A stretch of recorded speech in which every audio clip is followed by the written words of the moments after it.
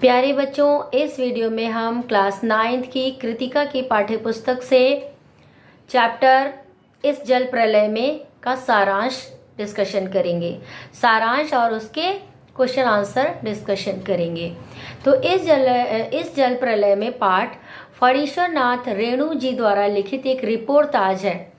अब जान लेते हैं कि रिपोर्टाज क्या होता है। रिपोर्टाज एक हिंदी की विधा होती है जो कि उसमें आंखों देखा वर्णन प्रस्तुत किया जाता है। यानी लेखक ने जल प्रलय का वर्णन किया है, यानी बाढ़ की आपदा का आंखों देखा हाल इसमें प्रस्तुत किया है कि जब ये चैप्टर आप पढ़ेंगे तो आपको ऐसा लगेगा कि बिल्कुल हमारे सामने ही ये सारी चीज़ें हो रही हैं। और ये रियल की घटना है जिसमें उन्होंने सन 1975 ईस्वी में पटना में जो भयंकर बाढ़ आई थी उसका जो है आंखों देखा हाल उसका इन्होंने यहाँ पर वर्णन किया है। तो आइए इसकी समरी हम बता देते हैं और चैप्टर की व्याख्या हम अगले वीडियो में डिस्कशन करेंगे, क्योंकि समरी जब आप समझ लेते हैं आपको पूरा चैप्टर बहुत अच्छे से समझ में आ जाता है। और आगे के वीडियो में इसके क्वेश्चन आंसर भी डिस्कशन करेंगे, तो आप पूरा वीडियो अंत तक देखिएगा। तो इस चैप्टर में लेखक ने बताया है कि लेखक का गांव एक ऐसे क्षेत्र में था जहां विशाल और पड़ती जमीन थी। पड़ती जमीन का मतलब होता है कि जहां पर हम खेती वगैरह नहीं कर सकते, सिर्फ वहां पर रहा जा सकता है, खेती किसानी वगैरह वहां पर नहीं कर सकते। तो ऐसी जगह पर जो है लेखक का गांव था। और जब अलग अलग जगहों पर जब बाढ़ आ जाती थी तो उन लेखक के गांव में ही लोगों का जो है समूह वहाँ पर शरण आकर के शरण लेता था। मतलब कि जब उनके गांव में बाढ़ आ जाती थी तो वो लोग लेखक के गांव में आकर के रहते थे कुछ दिन तक। सन 1967 में भयंकर बाढ़ आई थी। लेखक कह रहा है कि जब 1967 में भयंकर बाढ़ आई थी तब पूरे शहर यानी मुख्यमंत्री निवास तक की भी डूबने की खबरें आई थी। यानी हर चीज़, हर स्थान जो है, जो बड़े से बड़े लोगों का स्थान था वह तक की डूब गया था।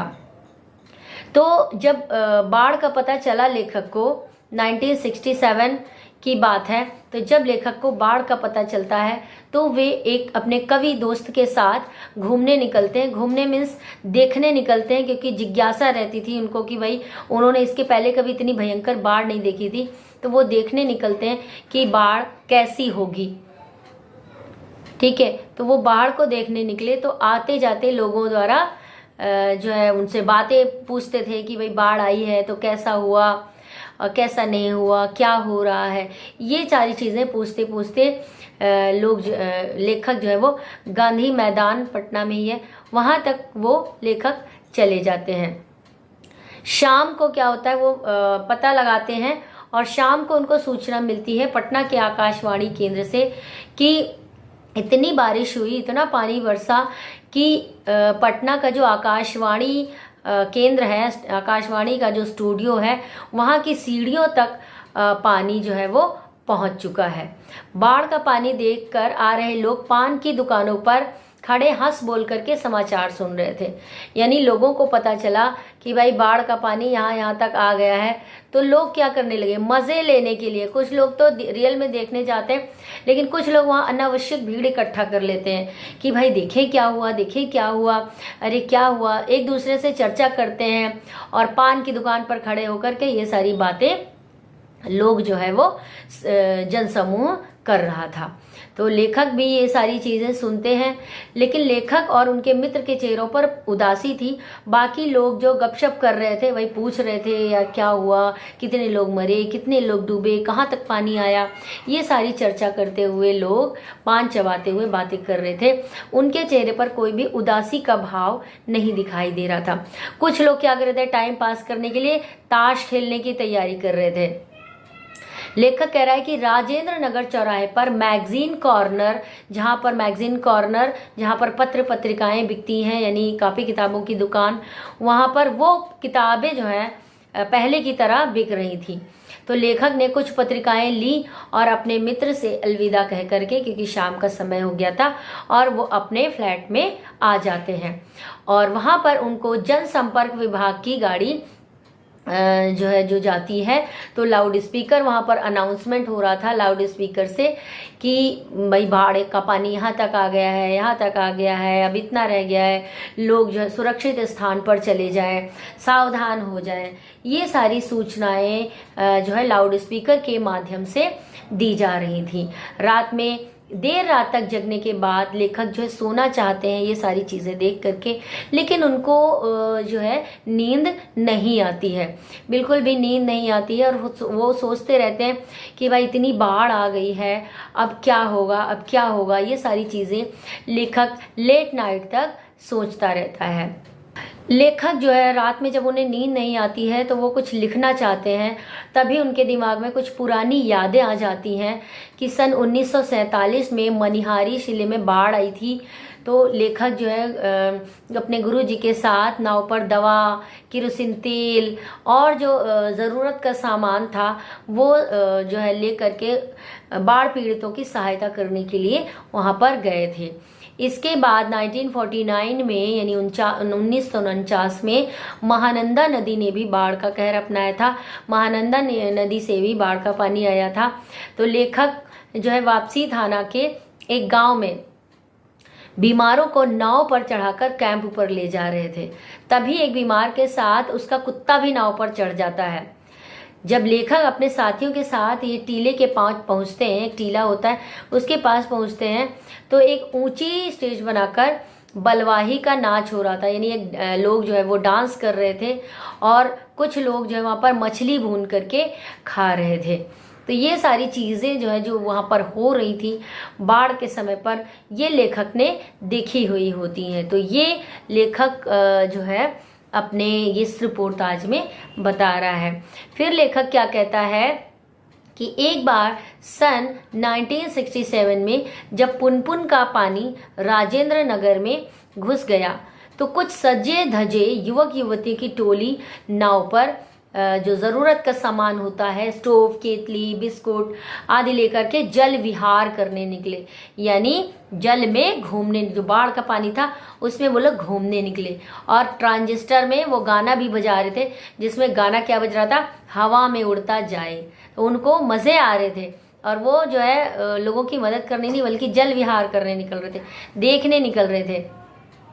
जैसे ही उनकी नाव पहुंचती है बीच में, तो लोग जो छतों पर खड़े होते हैं और उनकी खिल्ली उड़ानी शुरू कर देते हैं कि भाई ये देखो यहाँ पर लोग परेशान हो रहे हैं और ये यहाँ पर ट्रांजिस्टर में अपने गाना बजा रहे हैं। रात के 2:30 बजे का समय था और पानी अभी तक वहाँ नहीं आया था। लेखक को लगता है, यानी लेखक जहाँ पर रह रहा होता है वहाँ तक पानी नहीं आया था। तो लेखक को लगा कि शायद इंजीनियरों ने जो तटबंध होते हैं, पुल वगैरह होते हैं, उनको ठीक कर दिया हो। तो ये सोच करके शायद पानी अब नहीं आएगा, तो ये सोच करके कि चलो अब बला टली, अब पानी आएगा नहीं, तो आराम से सो जाते हैं। होता है ना कि जब ऐसी कोई चीज़ होती है तो हमें डर लगने लगता है कि कहीं पानी ना आ जाए, अगर हम सो जाएंगे तो हमारे सामान का क्या होगा और हम कहाँ रहेंगे। तो ये सारी सोच करके नींद नहीं आती है। लेकिन जब लेखक ने सोचा कि भाई इतनी रात हो गई है तो अब क्या पानी आएगा, तो लेखक थका हुआ भी था और उसको नींद आ जाती है। सुबह 5:30 बजे जब लोग उन्हें जगाते हैं कि भाई उठो उठो उठो, बाढ़ आ गई, तो लेखक देखता है कि पानी लेखक के मोहल्ले में दस्तक दे चुका था, यानी लेखक के मोहल्ले तक भी पानी आ जाता है। चारों ओर शोर कोलाहल, ये सारी चीख पुकार मचती है, सारे अपना अपना सामान ले लेके भागने लगते हैं। चारों तरफ पानी की लहरों का दृश्य दिखाई देता है, चारों ओर पानी ही पानी, और पानी बहुत तेजी से आ रहा होता है। तो लेखक ने बाढ़ का दृश्य तो अपने बचपन में भी देखा था, लेकिन इस तरीके से जो बाढ़ का दृश्य लेखक ने देखा, अचानक से एकदम से बाढ़ आ गई कि वो सोया और ठीक से सो भी नहीं पाया कि लोग उसे जगाने लगे कि उठो उठो भाई बाढ़ आ गई है। और उस समय लेखक के पास कुछ कलम वगैरह भी नहीं थी ताकि उस दृश्य को वो लिख पाता या कुछ कर पाता। तो ऐसा दृश्य जो है लेखक ने पहली बार देखा था। तो यही है बच्चों इस चैप्टर में कि बाढ़ की त्रासदी का वर्णन जो है इसमें लेखक ने किया हुआ है। आइए अब हम इसके क्वेश्चन आंसर्स वगैरह डिस्कशन कर लेते हैं कि बाढ़ की खबर सुनकर लोग किस तरीके की तैयारी करने लगे। तो समरी सुन करके आपको आंसर अपने आप ही पता हो गया होगा। और अपने शब्दों में उत्तर लिखना होता है, शॉर्ट भी नहीं लिखना और बहुत लॉन्ग भी नहीं लिखना। जितने शब्दों में उत्तर पूछा जाता है उतने शब्दों में ही लिखना होता है। तो प्रश्न है आपका, बाढ़ की खबर सुनकर लोग किस तरीके की तैयारी करने लगे।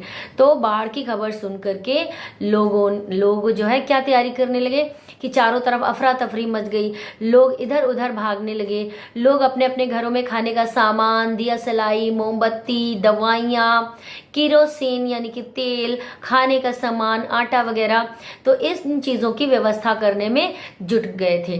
क्योंकि बाढ़ आ गई थी तो खरीद जो है वो यानी कोई सामान ना, सारी दुकानें वगैरह बंद थी, तो व्यावसायिक लेन देन और खरीद बिक्री ये सारी चीज़ें बंद हो गई थी। सभी दुकानदार जो थे वो अपना अपना सामान, रिक्शा, टमटम, ट्रक, टेम्पो, जो भी उस समय अवेलेबल था उस पर लाद करके वो किसी सुरक्षित और सपाट धरती पर उसको ले जाने लगे थे। तो यही आपको लिखना है आंसर में। अगला प्रश्न है, बाढ़ की सही जानकारी लेने और बाढ़ का रूप देखने के लिए लेखक क्यों उत्सुक था। क्योंकि लेखक ने बाढ़ के बारे में बहुत सुना था और अपने बचपन में बाढ़ को देखा भी था, लेकिन इतनी बड़ी बाढ़ को उसने बचपन में देखा था, छोटी मोटी जो बाढ़ आई थी, लेकिन बाढ़ का इतना भयानक रूप उसने कभी भी एक्सपीरियंस नहीं किया था, यानी कि अनुभव नहीं किया था। इससे पहले लेखक ने बाढ़ की जो तबाही है उससे संबंधित अपनी अनेक रचनाओं में इसका उल्लेख किया था, लेकिन इस बार वह बाढ़ के पानी को स्वयं अपनी आंखों से देखना चाहता था कि किस तरीके से बाढ़ का पानी जो है शहरों में घुसता है। तो इसलिए वो लेखक जो है वो बाढ़ की सही जानकारी लेने के लिए उत्सुक होता है और वो अपने दोस्त के साथ बाढ़ का जायजा लेने के लिए घर से निकल पड़ता है। सबकी जबान पर एक ही जिज्ञासा कि पानी कहाँ तक आ गया है, इस कथन से जन समूह की कौन सी भावनाएं व्यक्त होती हैं। तो इसका उत्तर हम इस तरीके से लिख सकते हैं, सबकी जबान पर एक ही जिज्ञासा कि पानी कहाँ तक आ गया है। इस कथन से कैसी भावनाएं व्यक्त होती हैं, लोग क्या सोचते हैं, हमें ये लिखना है कि तो इस कथन से ये भावनाएं व्यक्त होती हैं कि सिर्फ बाढ़ की विनाश लीला को देखने के लिए लोग जिज्ञासु थे। पान चबा चबा करके पान चबा रहे थे और पूछते थे, भैया बाढ़ का पानी कहाँ तक पहुंचा है, कहाँ तक आया बाढ़ का पानी, कितने लोग मरे, कितने लोग डूबे, ये सारी बातें वो कर रहे होते हैं। तो आपको क्या लिखना है कि इस विनाश लीला को देखने के लिए सब लोग उत्साहित थे। लेखक और उसके मित्र के अलावा वहां पर उन्हें कोई भी गंभीर नहीं दिख रहा था, बल्कि कुछ लोग तो वहां पर ऐसे थे जो कि ताश को खेलने के बारे में सोच रहे थे। तो जन समूह की भावनाओं का दूसरा पक्ष यह भी हो सकता है कि लोगों में बाढ़ के खतरे को लेकर चिंताएं चरम पर रही होंगी। वे बाढ़ के विनाश से बचने के लिए तरह तरह के उपाय सोच रहे होंगे। उन्हें यह भी लग रहा होगा कि किसी तरीके से बाढ़ का खतरा टल जाता। यानी दो यहाँ पर चीजें बताई गई हैं, एक तो ऐसा जनसमूह था जो मजे ले रहा था और एक ऐसा जनसमूह भी था कि जो सामान इकट्ठा कर रहा था और सुरक्षित स्थानों पर जाने के लिए परेशान था। अगला प्रश्न है, मृत्यु का तरल दूत किसे कहा गया है और क्यों। तो इसमें हम इस तरीके से लिख सकते हैं कि मृत्यु का तरल दूत बाढ़ के बढ़ते जल स्तर को कहा गया है। यानी बाढ़ का पानी बढ़ रहा था, उसी को मृत्यु का तरल दूत कहा गया है, क्योंकि बाढ़ के विनाशकारी रूप ने न जाने कितनी बस्तियों को उजाड़ दिया था। वह पानी सैकड़ों हजारों लोगों की मृत्यु का कारण बना था। उसी पानी के कारण हजारों अनगिनत लोग घर से बेघर हो गए थे। ना चाहकर भी उनको अपना स्थान छोड़ करके दूसरे स्थानों पर जाना पड़ा। जब दानापुर डूब रहा था तो पटनिया बाबू लोग उलटकर देखने भी नहीं गए। अब बूझो इस कथन द्वारा लोगों की किस मानसिकता पर चोट की गई है। तो हम इसका उत्तर इस तरीके से लिख सकते हैं कि जब दानापुर डूब रहा था तो पटनिया बाबू लोग यानी पटना के बाबू लोग उलट करके यानी वापस देखने भी नहीं गए। अब बूझो इस कथन द्वारा लोगों की स्वार्थ से परिपूर्ण मानसिकता पर चोट की गई है। यानी लोग कितने स्वार्थी थे। संकट के समय एक दूसरे की मदद करने के बजाय लोग क्या कर रहे थे, अपने निजी स्वार्थों को अधिक महत्व दे रहे थे। और लोगों में अंदर से इंसानियत खत्म हो रही थी। लोग मज़े ले रहे थे, पान चबा चबा करके मज़े ले रहे थे वहाँ पर, और ये नहीं सोच रहे थे कि लाओ हम जाएं और उन लोगों की मदद करें। अगला प्रश्न, खरीद बिक्री बंद हो चुकने पर भी पान की बिक्री अचानक क्यों बढ़ गई थी?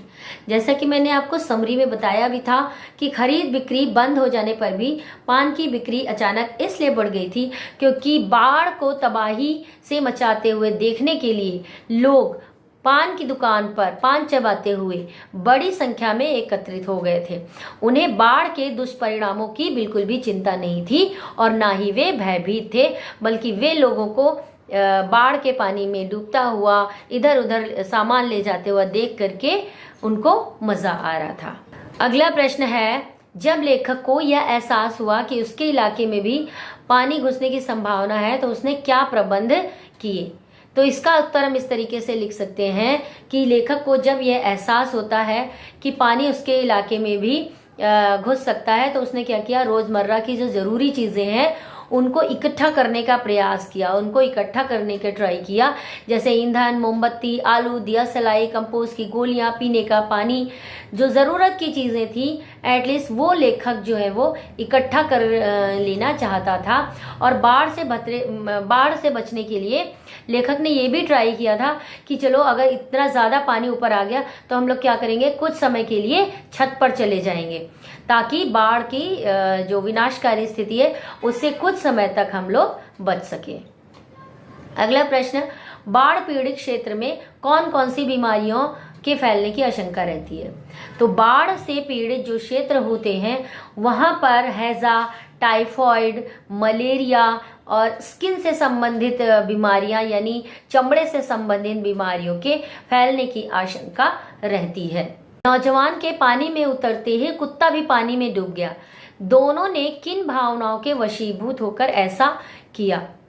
तो इसका उत्तर इस तरीके से लिखा जा सकता है कि कभी कभी मनुष्य और पशु का इतना गहरा रिश्ता होता है कि जो है विपरीत परिस्थितियां जब आती हैं, यानी जब कोई प्रॉब्लम आती है तो जानवर और मनुष्य एक दूसरे से अलग नहीं रह पाते, दोनों में इतनी गहरी मित्रता हो जाती है और परस्पर भेदभाव का अंत भी सुनिश्चित हो जाता है।